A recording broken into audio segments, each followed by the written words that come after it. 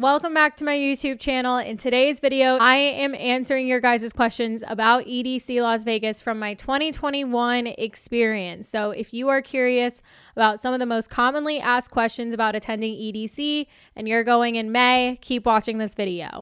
Right now, I've had my Camp EDC review up, my Q&A from Camp EDC, and also my EDC recap and review up as well. In this video, I just asked my Instagram followers for some questions about my EDC experience back in 2021. And so in today's video, I'm going to be answering those questions and just give you guys some more tips and info in case you are going in May. I will have some other tip videos and things like that for the May festival in case you guys are going, so definitely stay tuned for that. And if you have any other questions, definitely comment them down below. I broke it down into 3 categories. The first one is tickets, cost, where to stay. The second category is preparation and tips. The third category is overall experience. So let's get into it. First question was overall cost to attend EDC. In my EDC review, I did go line by line and gave you guys a detailed expense report of what I spent at EDC. The grand total for EDC back in October was $2,132. It sounds like a lot, I know, but let me break it down.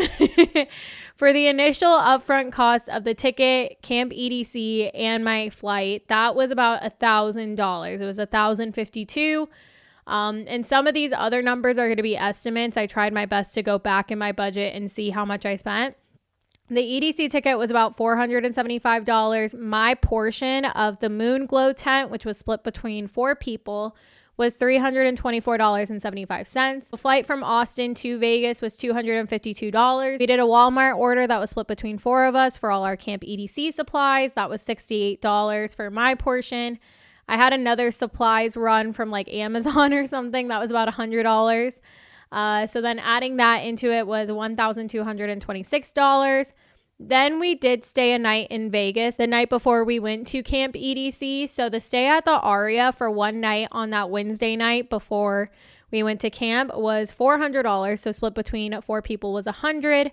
We did have some lifts and food and drink, so that was about $143 total. So our night in Vegas brought the total up to $1,400. Then at actual EDC, I spent $120 on my braids. My outfits, I already had a lot of, so I didn't really have to spend any new things on my outfits.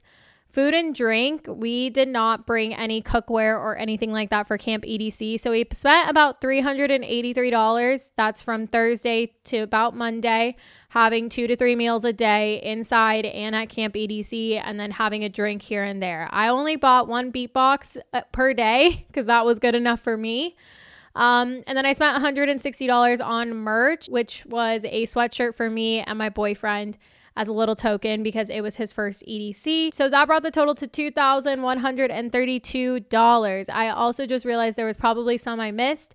So it could probably round it up to $2,500 maybe.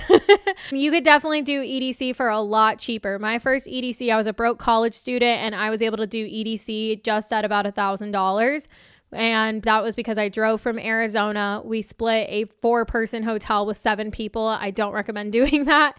And we just saved wherever we could. And then my second EDC was EDC 2018. I flew from Austin and then we had the premier parking pass. So that was about $100. I did the shuttles my first year. So that was $100 there.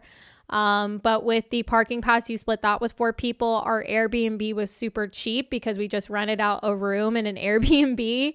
So that turned out pretty cheap. And then you have to account for like food and drink. So probably my first 2 EDCs were about the $1,000 mark. So Camp EDC probably added on more to that, make it about that $2,000. So you can have a really expensive EDC or a really cheap EDC. It's just a matter of your priorities and your budgeting and whatnot. That begs the question, is it worth it?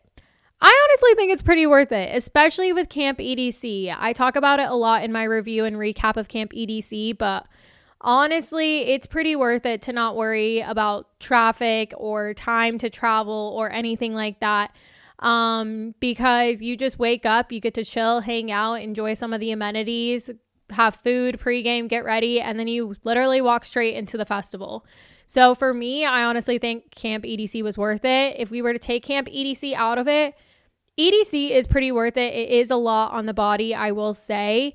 But I came back, after 2018. I was like, I'm never going back to EDC. But now that I've gone and I did camping with it, I'm like, I will be going back because it was so much fun.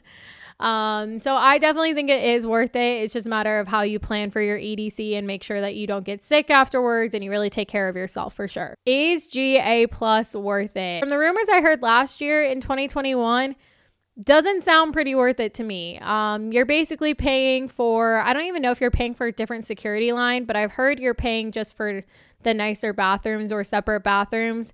And I heard they weren't even checking for those wristbands. So if you really care about the bathroom situation, I would just get VIP. I've heard VIP is really great at EDC and they add so much to that experience. If that's something you really care about, I would say go VIP. And that was the next question. Is VIP worth it? I think depending on what you want out of your experience, if you care about the nice bathrooms, the separate lines, different amenities, things like that, then VIP can definitely be worth it at EDC. I've never done it, but I would love to do it one day. I'm definitely leaning more towards VIP more and more just because I like having the nicer bathrooms, the separate viewing areas, and whatever else they might offer in VIP. Do you think they oversell tickets? It's a huge space, yet felt so small with all of the people. Honestly, I just think it depends on what sets they're going to. It really depends on the crowd control for the set times, I feel like. I never once felt like, oh my God, I'm so packed in, unless the only time I did was Dr. Fresh at Stereo Bloom. That felt super packed for some reason. I felt like I had a lot of wiggle room at sets that I was at. I really just think it depends on the artist you're seeing and what sets you want to be at. Because if you're at a lot of those popular sets that a lot of people are going to, then you might feel that way. But I was in Neon Garden and I never once felt packed there. Circuit Grounds, there was like a little issue with this layout of the crowd at Circuit Grounds, and so we were super up close for like Slander and Oliver Heldens, and there was so much room because a lot of people stopped moving up at a certain point, and it like created this weird like funnel. I keep on calling it a funnel, but it's not a funnel. I don't really think they oversell it. I honestly don't think there was as many people as I thought there would be. I felt like there was like a perfect amount. Moving on to some preparation tips questions. How do you prepare for the weather? Honestly, I would just pack for whatever weather situation is in the forecast. I went to EDC in June and it was super hot. Then they moved it to May in 2018 and it was perfect temperature all weekend long, I felt like. But then in 2019, it was super cold. So I think as the days come leading up, definitely pack for whatever is in the forecast. If it's saying it's going to be cold, definitely layer up and pack more than you need just in case. If you're not camping, I'd recommend getting a locker, or even if you are camping, get a locker if it's going to be cold. That way you can stash away sweatpants, jackets, things like that. If you are camping at EDC, I would recommend packing other types of outfits. I just thought it was going to be cold the whole weekend long, but when the sun was out, it felt really good. And I had no short shorts or tank tops or bathing suits or anything because I thought it was going to be so cold. So I definitely just recommend packing a variety of different outfits that you can throw on at Camp EDC. And then at nighttime at EDC, depending on what the forecast looks like, just kind of plan ahead for that. It's a gamble what you're going to get when you're in the desert. It just depends. What do you wear to EDC? So I have a couple videos, I think, on what to wear to EDC. I'll probably do one last kind of like guidebook for what to wear to EDC. But you really can wear whatever you want, honestly. Anything goes at EDC, whether you want to dress super casual and comfy or you want to go all out, plur, rave goddess, you totally can do whatever you please. I feel like my first EDC, I dabbled a lot in rave outfits because I'd never really done it before for an event. And then progressively, as the years have gone on, I've just been able to plan really fun outfits that I wouldn't really wear to any other festival. So you could definitely have fun with a lot of it. I have a lot of videos on how to create a rave outfit and festival outfit that I will link down below for you guys as well to check out. Where to get your hair braided and how much was it? So I got my hair braided by Squad Goals Beauty. It was done in the campground. So if you're camping at EDC, I highly recommend it. Definitely book an appointment ahead of time because otherwise you're going to be waiting on site for like 3 to 4 hours because they do all of their appointments first and then they take first come first serve. So definitely book an appointment. You have to put a deposit down. I believe I put half down as a deposit and then I paid the rest plus tip when I got there. For my braids, which was 2 simple braids, it was $100 and then I did a $20 tip. So really not that bad. I wore it the whole weekend long. It stayed in perfect. I had a little bonnet too for when I slept, so I would do it all over again. I'm definitely going to get my hair braided for electric forest since I'll be camping as well. How to not get sick afterwards. Ooh, I did not get sick this time around. I was very proud of myself. I definitely recommend having some type of regimen leading up to EDC, during EDC, and after EDC. In that regimen, you want to focus on a couple things, and that's 1, building your immunity. Number 2, getting as much sleep as possible. Number 3, eating healthy and nutritious foods to fuel you. That was a hard word for me to say. And then staying active, being active throughout your day and whatnot, stretching during the festival, taking it easy, knowing your limits during the festival. Definitely, think about what you're partaking in at EDC. I know it'd be ignorant of me to be like, don't do drugs, but make sure you test your stuff, know your limits. It's a marathon, not a sprint. You don't need to do stuff all 3 days. And also recognize that doing some of that stuff can actually lower your immunity sometimes, especially drinking can really lower your immunity. So just do what you can. Some supplements that I do while I'm at EDC is like take Emergency, drink some Raverade. Raverade's a hydration stick, but they have a lot of great things in there like neuroprotectants, immunity stuff. So that's also a really great thing. I also bring melatonin to help me sleep while I'm at EDC, especially for Camp EDC. That's important just to make sure you're getting enough sleep as possible. And then after the festival, just sleep as much as you can. So I have a video. It's my post-recovery kind of routine I'll put up here. But I always say the best way to not get sick is to start preparing before the festival so you don't get sick. So doing kind of all those things before you get to EDC. Now let's talk about the overall experience. So how long does entry take? Well, if you do Camp EDC, it really did not take that long. It took maybe 10 minutes the first day because they had to do an ID check. And then after that, easy breezy, like 5 minutes to get in. It was so great. I'm trying to remember 2018 we did parking, and honestly it was pretty quick process there too. Waiting for the shuttle line was probably the longest part that it took, but once you got off the shuttle at EDC, didn't really take that long. And then coming back, the shuttle lines do take a while to get back on to the bus and then get home. So that's kind of why I don't do the shuttles anymore, just because it took so much time to do all the things. Whereas Camp EDC, I would do all over again because it's such a quick and easy process. Is it truly a plur environment? What is the crowd like? There was a lot of complaints about it this year. I did not have that experience. I am a firm believer you truly get the energy out that you put in. And we didn't really have any bad crowd experiences, I felt like. At least my boyfriend almost witnessed one fight at Dr. Fresh. That was really weird. But other than that, I didn't really notice too much. But then when I came back from EDC, I saw so many people complain about it. And I talked about this recently on a TikTok. I just think the scene's just evolving. It's getting more mainstream, and it's kind of up to us to teach people what plur is and respect and things like that. I also think the pandemic changed a lot of ways people acted. A lot of people just are wanting to go out and have a good time. And I also think a lot of people that were in the scene aren't going to events right now, or they'll never go back to events. So I think it's just what's happening right now with EDM and raving getting more mainstream, from like popular songs going mainstream, and just people seeing what raving and festivals look like on social media, that they want to do it too. So I'm going to do my best to keep spreading the good vibes in plur, and I encourage you to do the same. Even if you're not a content creator, it's kind of all on us. It's not just up to the content creators to be spreading that message. So any way you can, whether it's on social media or in person, just keep spreading the good vibes. Don't let it get you down. I'm definitely trying to not let it get me down. How to prevent theft at EDC. Number 1, get a lunchbox. They're actually going to be stocked up soon, so definitely get on the lunchbox wait list. You can use Vibe with Aid to get a free skin with your purchase. But I would definitely say get something that is designed to make sure that you are not going to have theft. Look into different things that you can do to not prevent theft, meaning like if you have to get like a little money belt to hold close to you. I know people that have a fanny pack that they'll put their stuff on the inner pocket. Whatever you do, don't put stuff in your pockets, and don't put stuff on easy to get to pockets. When I had my other hydration packs that weren't a lunchbox, I would put my stuff in the most hard to reach places that I cared about. I would put gum, chapstick, all in like the front facing pockets, but like my wallet, anything else I would put in very hard to reach places. And I still do that because you never know. Don't bring anything that's too valuable, you know, bring the bare minimum of things you need to bring.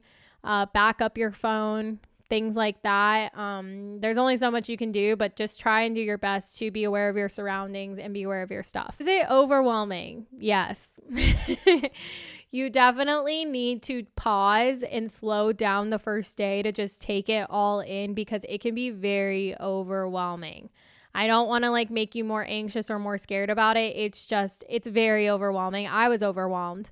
And I'd been there, and I'd been to EDC before, but this time around I was like, man, this is a whole new ball game, it felt like. So definitely just ease your way into the festival. Take your time. Don't let anybody rush you to get to sets or to do anything. Like if you need a minute, you need a minute. You know what I mean? So definitely do what you can.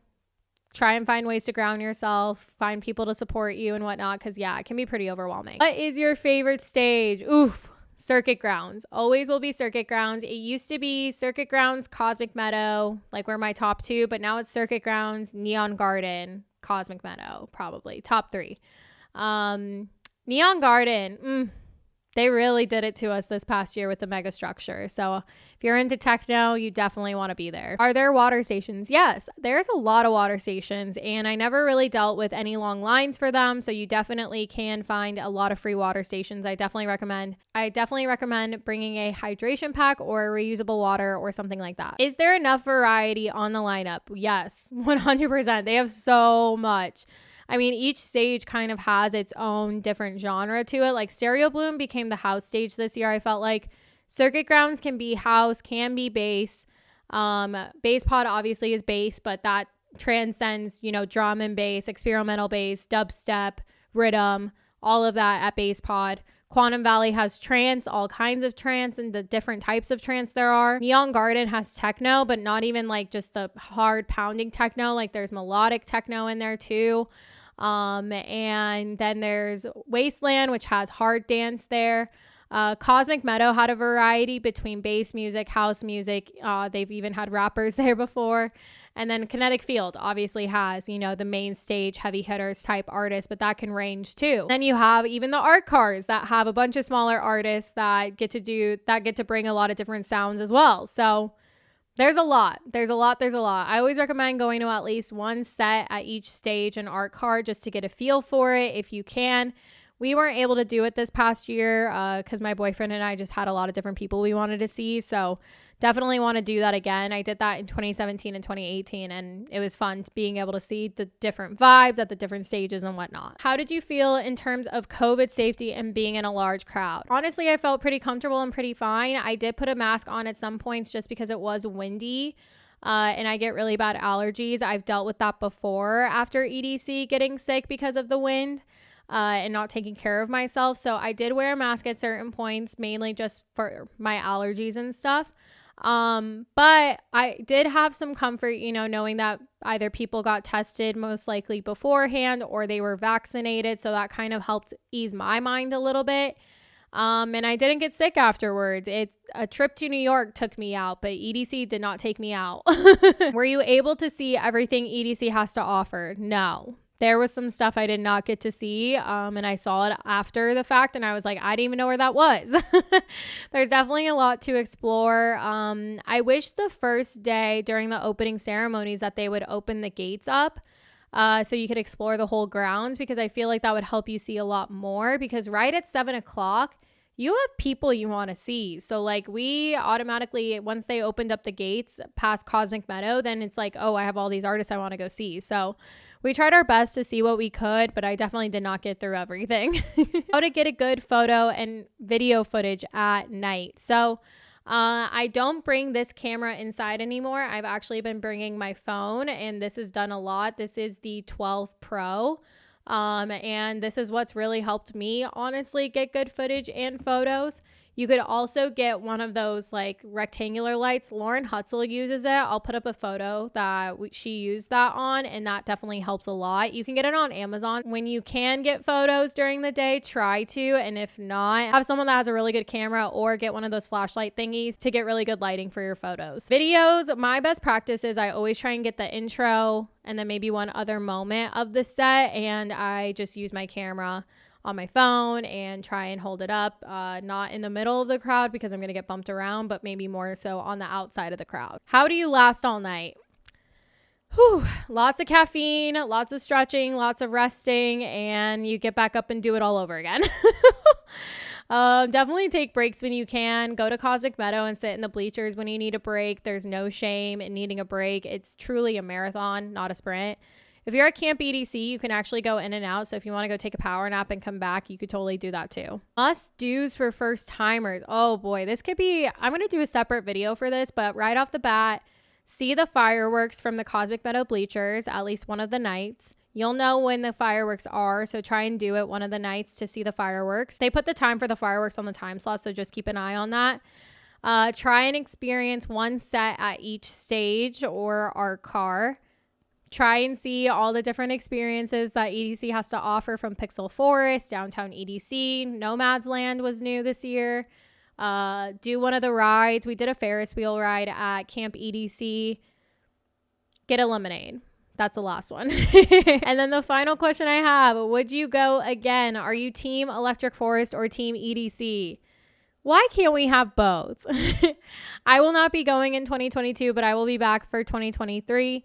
I am still team Electric Forest, but I still do love EDC for its own reasons. You know, these are two entirely different festivals, honestly, and they both have a place in my heart. Camp EDC definitely made EDC a lot better of an experience, I felt like. So I definitely recommend doing Camp EDC if you can. If you are going in May, I hope you have the best time ever. If you have any other questions, feel free to comment it down below. Hit that subscribe button because there will definitely be a lot more EDC videos to come. And thank you so much for watching today's video. If you liked it, feel free to give it a thumbs up. Hit that subscribe button to vibe with me. I love you guys, and I will see you in the next one. Bye.